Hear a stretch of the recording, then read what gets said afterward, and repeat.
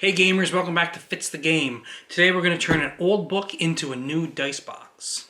For real. Pow! Logo. Okay, so I have these old books.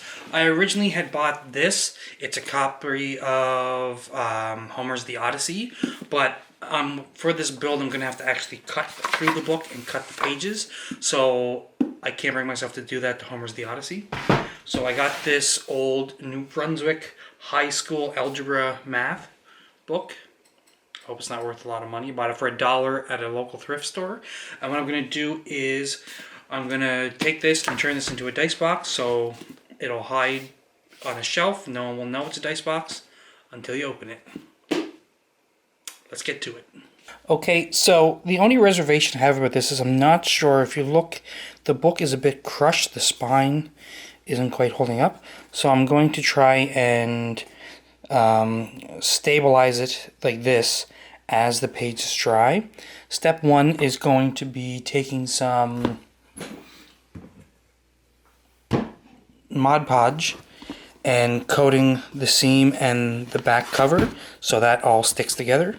And then while that's drying, we're going to try and stabilize this, and hopefully it'll glue back with a straight form instead of that slight slant that it wants to do.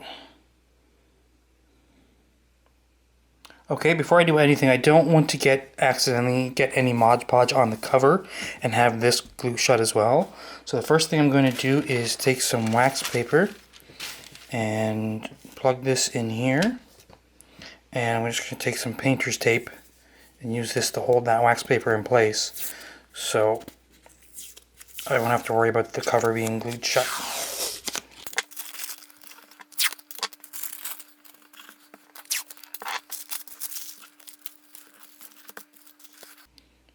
Okay, next thing I'm going to do is open this up to the nasty ass back cover, and I'm going to just coat this all in Mod Podge, and then I'm going to close it over and let the Mod Podge dry.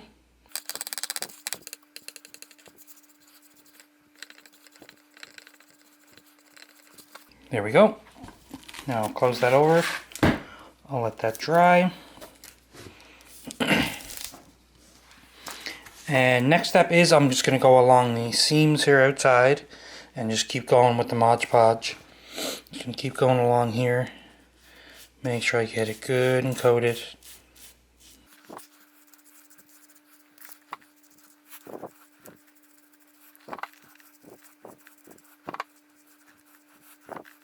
So I did make a little bit of mess with the Mod Podge, so I'm just going to wipe up some of that excess as much as I can. Okay, so there's the book. I've got my second coat of Mod Podge on now to try and keep those pages together. I'm pleasantly surprised. After I did my first coat, I took everything away, and the book was sitting straight. It wasn't leaning anymore, so I think this is going to turn out well. Here we go, the moment of truth. Now I have put another coat of Mod Podge on this. I took it apart, and the cover was sticking a bit. Whenever I pried it off, some of the pages started to pry apart.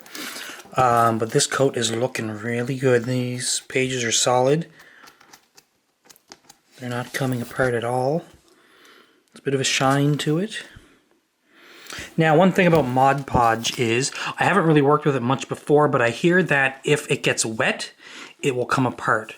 So it's a great idea to seal this with something. I don't have anything to seal it with at the moment, but I will look for a seal and be kissed on the road by a rose on the grave.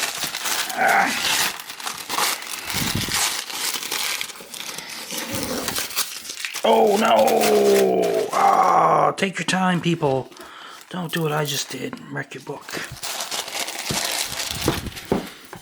There we go. Now we have a solid wall here. These pages are stuck together fairly well. They are not coming apart. So the next step is to measure a square inside of here, and then we're going to take our trusty X-Acto knife and cut out the inside. If you're squeamish, look away now. Alright, the next step here is to figure out our walls. I'm just kind of taking a wild guess at what's going to be good enough, but this should be fine. I'm going with 5/8 of an inch all around. So I'm going to measure that out. I've made a few marks here, and I'm just going to measure with my straight edge.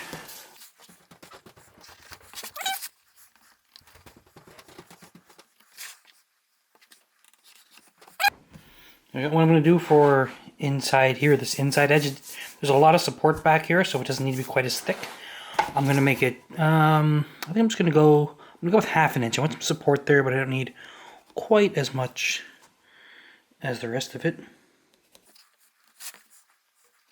That will give me the spot that I need to dig out or cut out with my X-Acto blade. Okay, so I have my straight edge here to use as a bit of a guide, and I'm just going to go ahead and start cutting these pages.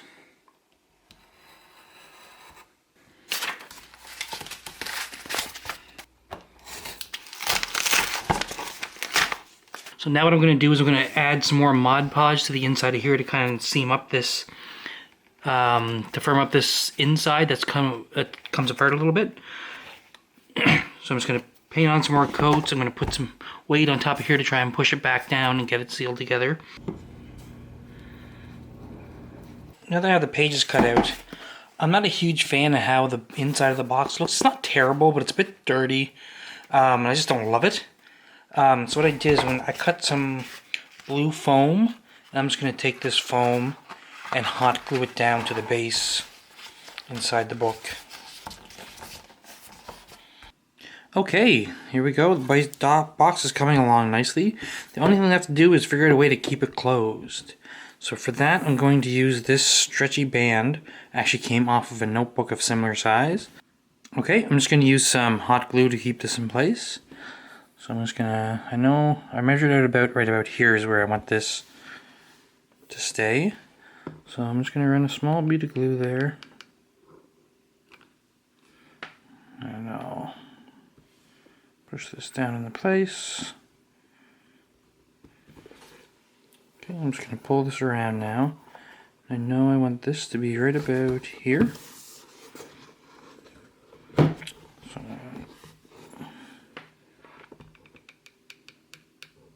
Put a little more glue on, pull this over, and lay that in place. There we go. Now we have an elastic band to hold our dice box closed when it's not in use. Okay, there we go. We now have a new dice box that looks just as good on a shelf or in a bag as it does on the gaming table. If you have any thoughts, alterations you think might be a good idea, please feel free to leave them in the comments down below. If you liked the video you saw today, please give it a thumbs up.